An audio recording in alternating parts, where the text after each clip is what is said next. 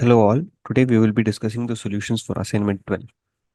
Question 1. For sequencing using flip-flops, determine the maximum logic propagation delay available within a 300 picosecond clock cycle. So here is a simplistic diagram of how do you sequence between two flip-flops. Here is flip-flop 1, no, FF1 and FF2, and here is a combination block between it.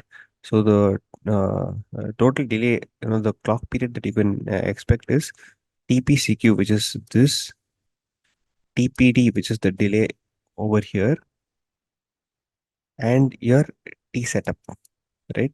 So if you add these three components, you should be able to get your T clock, right? Now it's asking for the determine the maximum logic propagation delay. So you need to find out what is the maximum TPD that you can have, that you can afford within this clock period. So the maximum TPD with this substitution will become 250 seconds. Question number 2. For sequencing using flip-flops, determine the maximum logic propagation delay within 3 with the clock skew. So it's asking with a clock skew. Now imagine that there was a clock skew. That is, imagine that this was 5 and this was 5-1, let's say, right?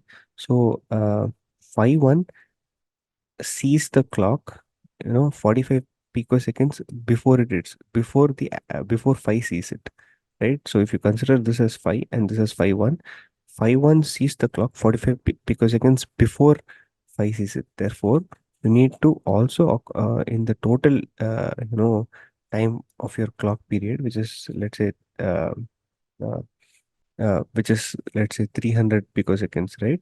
So in your total time of your in your total clock period, 300 picoseconds, you need to now subtract out the skew, because now you have time only from here to here. Your time, this amount of skew is lost for you. So within this new, this T clock minus T skew, what is the TPD that you can achieve? That is exactly what is meant by this question, basically. And why are we placing 5-1's clock before 5's clock? Why not, why can't the skew delay this signal 5-1 such that it is on this side? Well, it can do that as well. But if it does that, you actually are benefited. You're getting slightly extra time for you to resolve, right? So it will be T clock plus T skew. But that may not be the worst case. The worst case for you will be what is shown in yellow over here, right? The case shown here, where the skew eats away from the clock. Yes. So TPD is equal to 215. That is 250 minus 45 picoseconds of 35 picoseconds of clock skew, which is 215, right? Question number 3. For sequencing using latches, determine the maximum logic propagation delay available within a 300 picoseconds clock. Assume there is no clock skew, no time borrowing. So now we are looking at a latch-based system, and we are asking what is the maximum logic propagation delay, right? So if you look at a latch-based system, you can assume that the same TPD is now divided as TPD1 and TPD2, right? Within a pair of the latches. Okay. So now we need to look at if TPD1 plus TPD2 is less than or equal to 250 picoseconds. So your total time in your earlier case was 300 picoseconds minus your setup plus your TPCQ, right? Which is 250 picoseconds. Now in this very case, with that of a latch, right?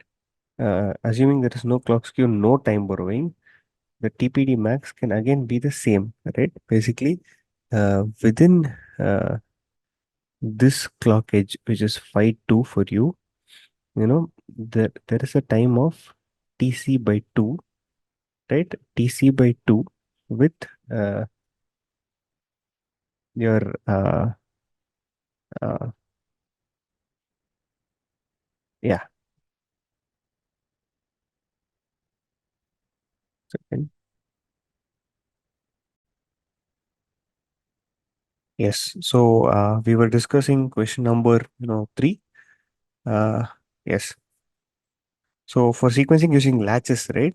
So the idea for sequencing using latches is the total time required from 5-1 to again 5-1, which is the third latch over here, is TC. Now, the intermediate delays, which are TPCQ and TPCQ over here, and you can consider this to be TPD1 and TPD2. Now, TPD1 plus 2, which is basically the element that we divided earlier, the TPD of in a flip-flop case, the total delay must be less than or equal to TC minus 2 TPCQ, which is 250 picoseconds. That's how you get back the same value, as that of the flip-flop version, right? Now, for sequencing using latches, if there is a clock skew, again, and no time borrowing, it still does not matter because the clock skew of 20 picoseconds will be absorbed as opposed to in a flip-flop case, it needs to the clock skew will affect the setup. In this case, it will not affect the setup as you have enough room as the latch is on for some amount of time. Assuming that the clock skew is much smaller than the T on of the latch phi 2, then you can ignore 20 picoseconds and hence return the same answer, 250 picoseconds. Questions number 5 to 7. Suppose one cycle of logic is particularly critical and the next cycle is nearly empty. So basically, the idea of time borrowing is stemming from if I have TPD, a block where I cannot divide it. For example, I could have this TPD could be, a multiplier followed by a buffer, let's say. Now, you know that the multiplier's delay is huge. Let's say TPD1, and the buffer's delay is much smaller, TPD2. Let's call it TPD2. Let's say TPD2 is much, much lesser than TPD1. Then in this case, you have a lot of free time on this phase, whereas you need more time on this phase. Therefore, we come into this concept of time borrowing. So, if this happens and you try to put a flip flop right in the middle, then you cannot borrow any time. So now the total time period of the circuit will be limited by the worst case delay element, which is this. Although this delay element is much smaller, but the advantage of using latch based pipelining will be that this can borrow some time from here. Therefore, the total time period will now reduce as compared to a flop based system. Therefore, we will now look at the time borrowing concept, right? In this question, saying one stage is particularly critical and the next stage is nearly empty. That is TPD1 much greater than TPD2. Uh, Determine the maximum amount of time the first cycle can borrow into the second for sequencing styles in questions 5 to 7, right? Each clock cycle for a flip flop. In a flip flop, as explained earlier, you cannot borrow any time as the setup time mandates it to for the data to be ready. Therefore, what worst case TPD1 will be used to find out T clock. T clock will now be equal to T setup TPCQ plus TPD1 plus T setup in a flip-flop case, right? So you cannot borrow any time as you require the data to be set up before the clock. However, in the case of if you look at the case of each half cycle for a two-phase transparent latch with 50% duty cycle, right? So look, consider this case. In this case, the first, uh, the latch is latch 5 1 is transparent here and transparent and opaque here, whereas this is phi 2 is opaque here and transparent here. Now, if the data of phi 1 is not ready at the edge, let's say it's ready somewhere over here, right? Over here, then you're trying to borrow so much time. But is that okay? Yes, because phi 2 will pass the data as long as this phi 2 is on. So, I mean, that the latch 2 becomes opaque only here. It's transparent all throughout. Whereas in the flip flop case, this, the edge that you see here is a hard edge. Whatever happens at this edge remains constant, and you cannot wait for the data to settle, let's say over here, as you can see in this case. Therefore, um therefore you can borrow some amount of time, but how much can you borrow? You can only borrow so much amount of time which allows some setup from the edge, right? So T borrow plus T setup should be less than or equal to TC by 2. So from this, you can find out that TC by 2, which is 175 minus 50, 160 picoseconds is your answer, right? Now, each half cycle for a two-phase transparent latch with 20 picoseconds of non-overlap between the phases. So, imagine that there is a non-overlap period that now exists. So, in the sense that the in the example earlier, we had exact overlap, but we know from theory that the overlap causes hold violations. Therefore, non-overlapping clocks are usually preferred for a two-phase latch, right? So, but if you look at this particular configuration, since there is a non-overlap period of 20 picoseconds, now you are now forced to set up before this edge itself. Rather, the sampling edge is not till the end, it's rather this edge. So you will eat away 20 more picoseconds from the total. So TC by 2 is T borrow plus T setup plus T non-overlap now. Therefore, T borrows, you will lose 20 more picoseconds due to the non-overlapping. So you can borrow 140 picoseconds. That is, you can actually borrow all the way till this edge. As opposed to in a flip-flop based system, you cannot borrow anything after here. So question number 8 to 10. Suppose one cycle is particularly critical than the next. Determine the maximum this thing. With there is a clock skew of 10 picoseconds, right? So till now we have not seen clock skew. Now we'll see what happens if there is some amount of clock skew, right? So question number one: how much can you borrow? You cannot borrow any. Uh, uh, Determine the maximum amount of time the first cycle can borrow from the second. So in a flip-flop based system, you cannot borrow any time. In each half cycle of a two-phase transparent latch is 50% duty cycle.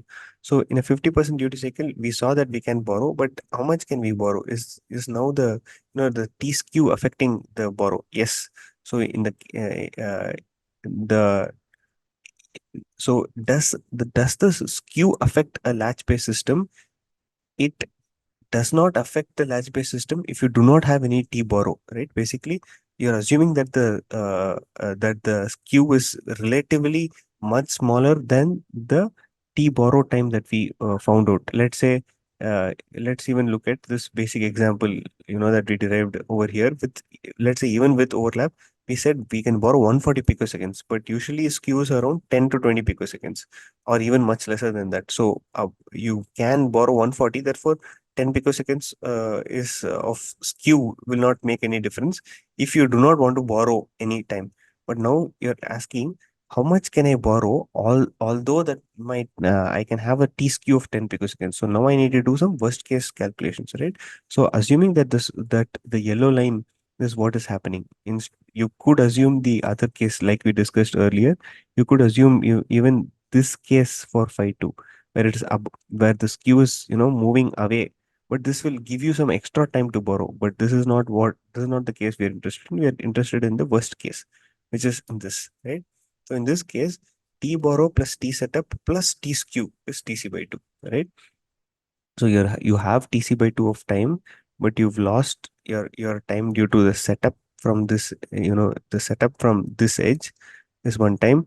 You lost some time due to the skew, and the only additional time that you have apart from these two times in this half cycle period is what is your T borrow, right? So in now if you look at it for with 20 picoseconds of non-overlap, you will also lose the non-overlap time, which is the third one.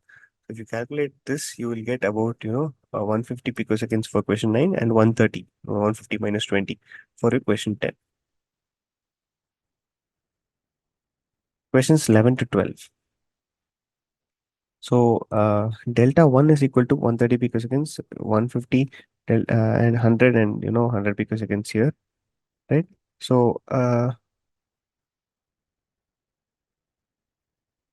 TC, so in this case, how do we determine what is the time period, right? In this case, the time period is nothing but the max of, you assume that why are we saying max of delta 1 plus delta 2 and this whole thing? You assume that whichever cycle takes longer, let's say if this cycle takes 100 picoseconds and the next cycle takes, and this whole roundabout divided by 2, basically it's 2 clock cycles, takes 150 picoseconds, then you need to wait 150 picoseconds so that the whole loop gets complete. So that's why we're taking max. And here we have delta 1 plus delta 2, which is the first cycle, and all four together, which is the other cycle around this. So basically the input to this node is coming from this as well as this. So there are two, cycles that we have to cover here. Therefore, TC is nothing but this, right? So the answer is, 280 picoseconds here, and for this case, it is 340 picoseconds. Now, what is the minimum clock period for figure two, right?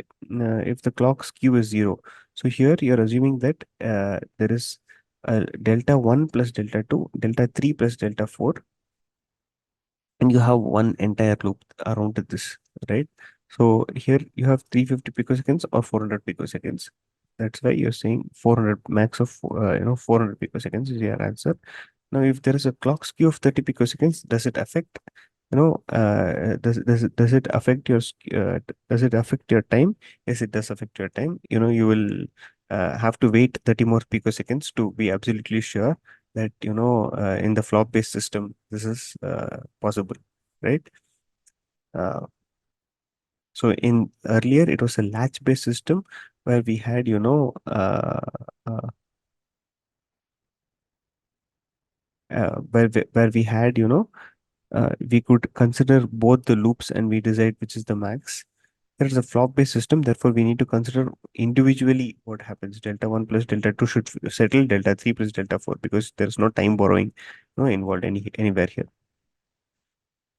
Finally, question 15. In question 15, the minimum operating time period for the circuit in figure 3, right?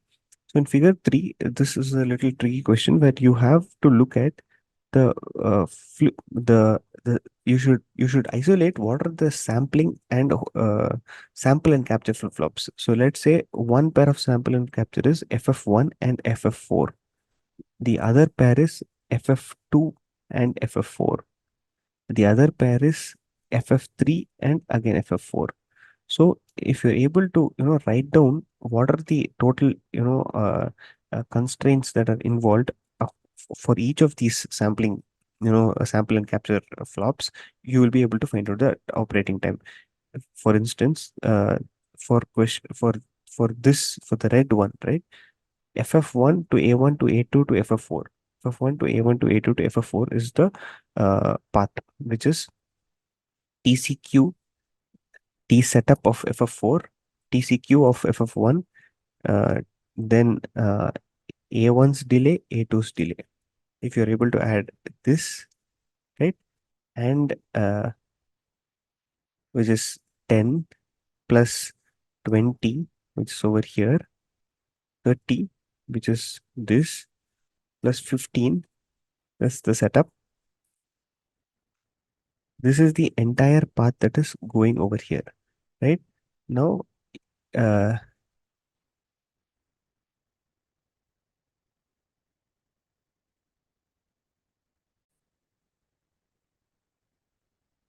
yeah, so continuing from here, we were looking at question 15.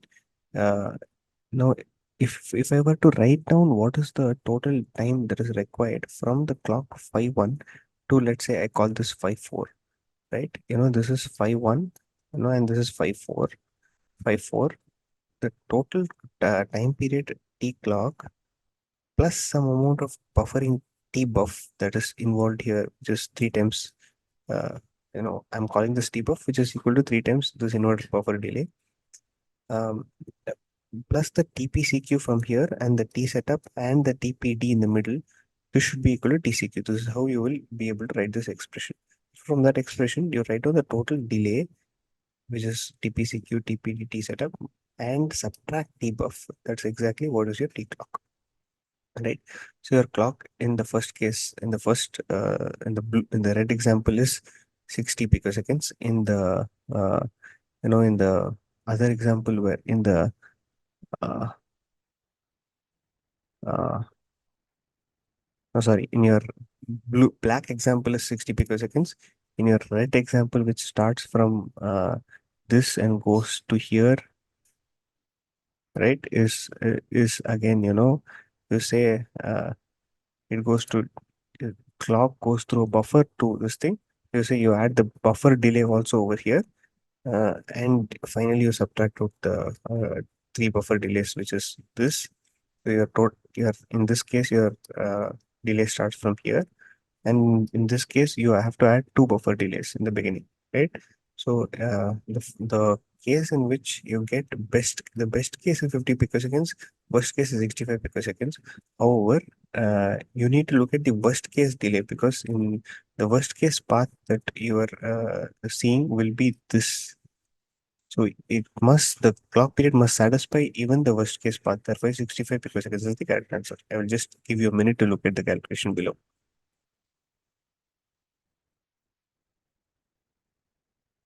So I'll repeat the explanation for this is, if you go back and start working, I mean, I worked out for the case shown in black. For the black case, it is whatever you can see over here. Now, if you have to work out for the red case, you need to now add the delay of, in this clock, uh, let's say I'm working out for the red case, I should add another extra delay of one buff, T buff. I mean, for simplicity, let's call this 3T buff, because this is the notation I've given here.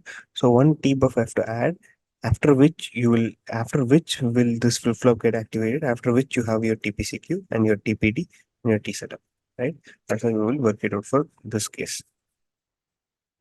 Yes. Thanks, guys. If you have any more questions on this assignment, please let me know on the discussion forum. Thank you.